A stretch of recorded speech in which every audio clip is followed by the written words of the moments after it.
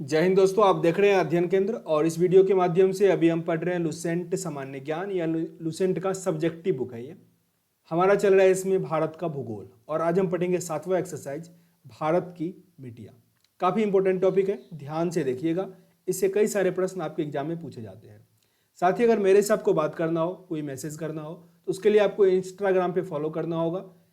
नाम वहाँ पे मेरा टायरलेस कुमार है, लिंक डिस्क्रिप्शन बॉक्स में दिया गया है। साथ ही किसी भी वीडियो का लिंक अगर आपको चाहिए उसके लिए आप टेलीग्राम ग्रुप ज्वाइन कर लो, अध्ययन केंद्र सर्च करोगे टेलीग्राम पे मिल जाएगा, या नहीं तो उसका भी लिंक डिस्क्रिप्शन बॉक्स में दिया गया है। वहाँ पे आपको कोई भी वीडियो आसानी से मिल जाएगा। चलो स्टार्ट करते हैं भारत की मिट्टियाँ। पहले समझ लो मिट्टी का निर्माण कैसे हुआ है। ओके, कोई भी जैसे मान लो पृथ्वी बना होगा। पृथ्वी क्या था? आग का गोला था। आग से जब वो ठंडा हुआ तो पूरे रॉक के फॉर्म में था। ये रॉक मीन्स पत्थर के फॉर्म में था पूरा ये, ठीक ना। फिर इस पे जब हवा का थोड़ा सोर्स आया, हवा हुआ, मेनली स्टार्टिंग में हवा से ही हुआ, सॉइल इरोशन हुआ। तो उसके बाद क्या हुआ, ये पत्थर जो था ना पूरा एक सेल के फॉर्म में था, वो छोटा छोटा टुकड़ा हुआ और टुकड़ा होते फिर ये बालू बना और फिर बालू से मिट्टी बना। समझ रहे हो? तो इस प्रकार ये मिट्टी का निर्माण होता है। तो पहला जो मिट्टी बनता है, बालू से जो पहला मिट्टी बनता है वो होता है आपका प्राथमिक मिट्टी, ठीक है ना। प्राथमिक मिट्टी, वो मिट्टी आपका होता है जलोढ़। जलोढ़ मिट्टी को प्राथमिक मिट्टी भी कहा जाता है। चलो अब आगे देखो बुक में क्या दिया गया है। पहला यहाँ पे दिया गया मिट्टी के अध्ययन के विज्ञान को मृदा विज्ञान कहा जाता है। साथ ही मृदा विज्ञान का जो इंग्लिश है वो है पेडोलॉजी। ये आपको इंग्लिश टर्म याद करना पड़ेगा, पेडोलॉजी, क्योंकि इसे ही देवनागरी फॉर्म में आपसे दे देगा पेडोलॉजी, ठीक ना। पेडोलॉजी, पेडोलॉजी को पेडागोगी से कंफ्यूज नहीं कर जाना। फिर से रिपीट करता हूँ, पेडोलॉजी को पेडागोगी से कंफ्यूज नहीं कर जाना। पेडागोगी आप अगर बीएड करोगे, डीएड करोगे, वहां पे पढ़ोगे। ये पेडोलॉजी है, इसमें हम पढ़ते हैं मृदा के बारे में, मृदा विज्ञान, पेडोलॉजी। नाम बार बार रिपीट करो, पेडोगोगी, एग्जाम में गलती नहीं कर लेना। Study of soil, pedology. Okay, आगे की भारतीय कृषि अनुसंधान परिषद, भारतीय कृषि अनुसंधान परिषद जो है वो भारत की मिट्टियों को 8 भाग में विभाजित किया है। कितने भागों में? 8 भागों में। किसने किया है? तो भारतीय कृषि अनुसंधान संस्थान कह लो या परिषद कह लो। यहां तक क्लियर है? पेडालॉजी को नहीं भूलना, पेडालॉजी को नहीं भूलना। यहाँ पे पहला जो वर्ग दिया गया हुआ है जलोढ़ मिट्टी का। जलोढ़ मिट्टी, इसको इंग्लिश में कहते हैं अलुवियल सॉइल, या इसको उपजाऊ मिट्टी भी कहा जाता है। उपजाऊ मिट्टी, ठीक ना, अलुवियल सॉइल। यह नदियों द्वारा लाई गई मिट्टी है, नदी द्वारा लाई गई मिट्टी है। इस मिट्टी में पोटास की बहुलता होती है, पोटास की अधिकता होती है, लेकिन नाइट्रोजन, फॉस्फोरस एवं ह्यूमस की कमी होती है। यहाँ पे नाइट्रोजन कहना गलत होगा, नाइट्रस ऑक्साइड होता है। मिट्टी में डायरेक्ट नाइट्रोजन नहीं होता, नाइट्रस ऑक्साइड होता है, ठीक ना। वायुमंडल में नाइट्रोजन होता है, लेकिन समझो कि नाइट्रोजन, फॉस्फोरस और ह्यूमस की कमी होती है, लेकिन इसमें पोटास अधिक मात्रा में पाया जाता है। ये क्लियर हुआ? प्रश्न ऐसे भी आ जाएगा कि नदी के द्वारा लाई गई मिट्टी कौन सी होती है, तो वो होती है जलोढ़ मिट्टी। जलोढ़ मिट्टी, जलोढ़ मिट्टी भारत में 22% क्षेत्रफल पर पाया गया है। जलोढ़ मिट्टी को 2 पार्ट में बांटा गया है, पहला है बांगर और दूसरा क्या है? खादर। जलोढ़ मिट्टी 2 टाइप में बांटा गया है, पहला है बांगर और दूसरा क्या है? खादर।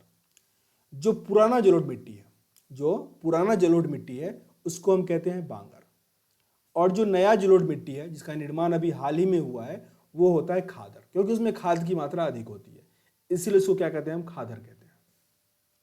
जलोढ़ मिट्टी उर्वरता के दृष्टिकोण से काफी अच्छी मानी जाती है, जिसमें धान, गेहूं, मक्का, तिलहन, दलहन, आलू आदि फसलें उगाई जाती है।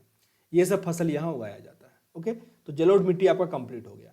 यहाँ से एक प्रश्न आपके लिए बायोलॉजी से, आलू में गुणसूत्र की संख्या कितनी होती है? आलू में गुणसूत्र की संख्या, क्रोमोसोम कितना होता है?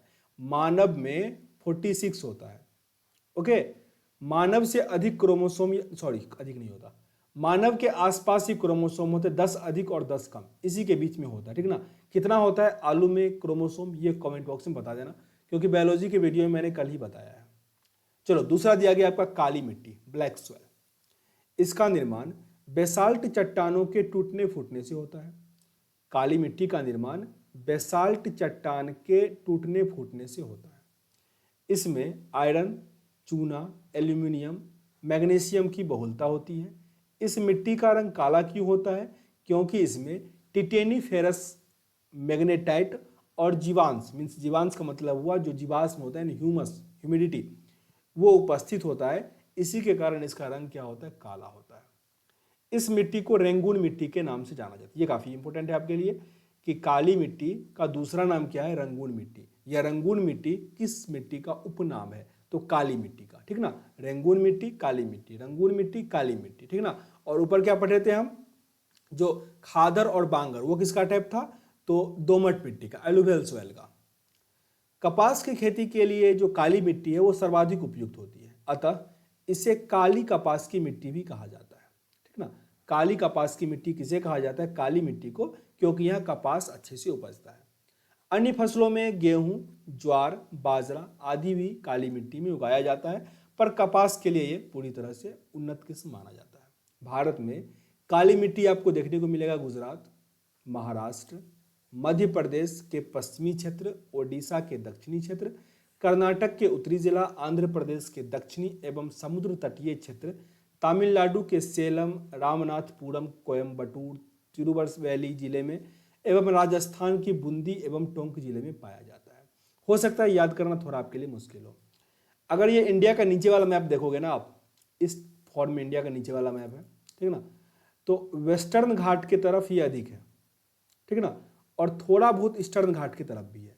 वेस्टर्न घाट इतना मोटा ले लो, ठीक ना, ईस्टर्न घाट पतला, मतलब मध्य प्रदेश तक को भी ले रहा है, मध्य प्रदेश, तमिलनाडु, महाराष्ट्र, कर्नाटक, तेलंगाना, उड़ीसा, इस सब में आपको देखने को मिलेगा काली मिट्टी। जो तटीय इलाका है ना उसमें अधिक देखने को मिलता है, पर वेस्टर्न घाट में अधिक। आगे आपका तीसरा मिट्टी दिया गया है लाल मिट्टी, रेड सॉइल, जिसे फॉस्फोरस की मात्रा क्या होती है, लोहयस की मात्रा अधिक होती है।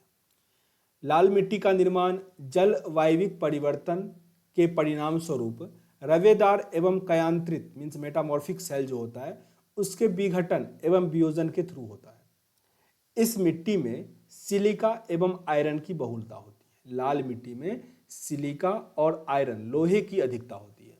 लाल मिट्टी का जो लाल रंग होता है वो लौह अयस्क की उपस्थिति के कारण होता है। लाल मिट्टी का रंग लाल क्यों होता है, लौह अयस्क की उपस्थिति के कारण। लेकिन जल योजित रूप में यह पीली नजर आती है। जल योजित रूप में यह कैसा नजर आएगा, पीला नजर आएगा। मीन्स जल अगर आप उस पर अधिक देते हो, जहाँ पे जल की मात्रा अधिक होगी वहां पे वो लाल मिट्टी कैसा नजर आएगा, आपको पीला नजर आएगा। यह अम्लीय प्रकृति की मिट्टी होती है। इसमें नाइट्रोजन, फास्फोरस एवं ह्यूमस की कमी होती है। यह मिट्टी प्रायः उर्वरता विहीन बंजर भूमि के रूप में पाई जाती है। इसको बंजर भूमि के फॉर्म में जाना जाता है। ये उपजाऊ कम होता है लाल मिट्टी।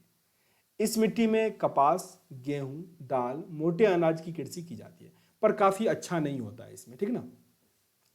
भारत में यह मिट्टी आंध्र प्रदेश और मध्य प्रदेश के पूर्वी भाग, छोटा नागपुर के पठार क्षेत्र यानी झारखंड के आसपास, पश्चिम बंगाल के उत्तरी पश्चिमी जिला, मेघालय के गारो खासी और जैंतिया की पहाड़ी क्षेत्रों में, नागालैंड, राजस्थान के अरावली और पूर्वी क्षेत्र में, महाराष्ट्र, तमिलनाडु और कर्नाटक के कुछ भागों में पाई जाती है। अगर कहें तो ऐसा एरिया जहां पे भ्रंश पर्वत है, समझ लो भ्रंश पर्वत, जैसे कि अरावली का रेंज हुआ, यहाँ पे दिया भी गया अरावली का रेंज। पर्वत कई प्रकार के होते हैं, आगे हम पढ़ेंगे पर्वत के बारे में, या शायद पढ़ लिए होंगे वर्ल्ड ज्योग्राफी में अगर आप लोग देखे होंगे तो पर्वत कई फॉर्म में है। यहाँ पे मैं दो फॉर्म का मीन से जिक्र कर रहा हूँ, एक है जीवित पर्वत, एक है मृदा पर्वत, ठीक ना। जीवित पर्वत वो हुआ जो कि अभी भी बढ़ रहा है, जैसे कि हिमालय, ठीक ना। और एक होता है बूढ़ा पर्वत, मरा हुआ पर्वत, जैसे कि अरावली है, वो अब भ्रंश पर्वत है। भ्रंश पर्वत मतलब हो गया कि उसका मिट्टी कैसा होगा, लाल हो गया होगा मिट्टी, ओके। तो भ्रंश पर्वत पे आपको अधिकतर लाल मिट्टी देखने को मिलेगा। तो ये जो भी जगह का जिक्र किया गया है, चाहे वो छोटा नागपुर हो, जो भी हो, वो या तो पठार है या फिर पहाड़ है, वो भी पुराना वाला, ठीक ना। आगे यहाँ पे दिया गया है, चूना का इस्तेमाल कर लाल मिट्टी की उर्वरता बढ़ाई जा सकती है। अगर लाल मिट्टी में अगर आप चूना मिला दोगे तो उसकी उर्वरता शक्ति क्या होगी, बढ़ जाएगी। आगे चौथा मिट्टी है लेटेराइट मिट्टी। लेटेराइट मिट्टी, देखो वीडियो अगर आप देख रहे हो तो पूरा वीडियो देखो, ठीक ना। ऐसा नहीं कि 2 मिनट वीडियो आपने देख लिया और फिर छोड़ दिया। उससे क्या होगा कि आपको लगेगा कि लुसेंट मैंने पूरा कंप्लीट कर लिया, लेकिन एग्जाम में प्रश्न बनेगा नहीं, तो फिर लुसेंट को दोष नहीं देना, आप अपना दोष लेना, क्योंकि पूरा पढ़ो तभी समझ पाओगे। लेटेराइट मिट्टी में क्या है कि इसका निर्माण मानसूनी जलवायु की आर्द्रता एवं शुष्कता के क्रमिक परिवर्तन के परिणाम स्वरूप उत्पन्न विशिष्ट परिस्थितियों में होता है। इसमें आयरन और सिलिका की बहुलता होती है। जैसा लाल रंग की मिट्टी में था आयरन और सिलिका की बहुलता था, उसी प्रकार लेटेराइट मिट्टी में भी वही होता है। सैलों के टूट फूट से निर्मित होने वाली यह मिट्टी को गहरी लाल लेटेराइट, सफेद लेटेराइट और भूमिगत जलवायु लेटेराइट के रूप में वर्गीकृत किया गया है। लेटेराइट मिट्टी को इन 3 से 4 फॉर्म में मीन्स बांटा गया है। गहरी लाल लेटेराइट में लौह ऑक्साइड तथा पोटास की बहुलता होती है। इसकी उर्वरता क्या होती है? कम होती है। लेकिन निचले भाग में कुछ खेती की जाती है, बहुत कम मात्रा में यहाँ पे खेती किया जाता है। ये मेनली पहाड़ी साइड में, पठार साइड में मेनली आपको अधिक मिलेगा। ये सफ़ेद लेटेराइट की उर्वरता सबसे कम होती है। जो सफ़ेद लेटेराइट होता है उसका उर्वरता शक्ति क्या होता है? सबसे कम होता है। और केओलिन के कारण इसका रंग क्या होता है? सफ़ेद होता है। सफ़ेद लेटेराइट मिट्टी का रंग सफ़ेद क्यों होता है? केओलिन के कारण। भूमिगत जलवायु लेटेराइट काफ़ी उपजाऊ होती है। भूमिगत, जो तीसरा टाइप है भूमिगत जलवायु लेटेराइट, ये काफ़ी उपजाऊ होती है क्योंकि वर्षा काल में लौह ऑक्साइड जल के साथ घुलकर नीचे चला जाता है और उससे क्या होता है? उसका उपजाऊपन बढ़ जाता है। लेटेराइट मिट्टी चाय, इलायची और काजू की खेती के लिए सर्वाधिक उपयुक्त है। प्रश्न ये आपके लिए काफ़ी इंपॉर्टेंट है। लेटेराइट मिट्टी में क्या होता है? चाय, इलायची और काजू की खेती की जाती है। इसके लिए सबसे अच्छा माना जाता है। नोट में दिया गया देश में मृदा अपरदन व उसके दुष्परिणामों पर नियंत्रण हेतु 1953 ईस्वी में केंद्रीय मृदा संरक्षण बोर्ड का गठन किया गया। मरुस्थल की समस्या के अध्ययन के लिए जोधपुर में central arid zone research institute की स्थापना की गई। एरिड मतलब होता है शुष्क, ठीक ना, मृदा। तो central arid zone research institute की स्थापना की गई कहाँ पे? जोधपुर में। ओके, तो ये आपका भारत की मिट्टियाँ कंप्लीट हुई। आगे है भारत की कृषि, इसको हम अगले वीडियो में कवर करेंगे। सेशन अच्छा लग रहा हो तो जरूर लाइक और शेयर कर दिया करो अपने दोस्तों के साथ, क्योंकि आप लोग वीडियो नहीं देखते हो इसीलिए मैं वीडियो नहीं बनाता हूँ, ठीक ना, क्योंकि आप ही पे पूरी तरह से डिपेंडेंट है। आप लोग शेयर करो, व्यू करो पूरा अच्छी तरीके से, तो मैं अधिक से अधिक वीडियो आपके पास लेके आऊँगा। चलो वीडियो को एंड करते हैं, मिलते हैं नेक्स्ट वीडियो में, तब तक के लिए जय हिंद।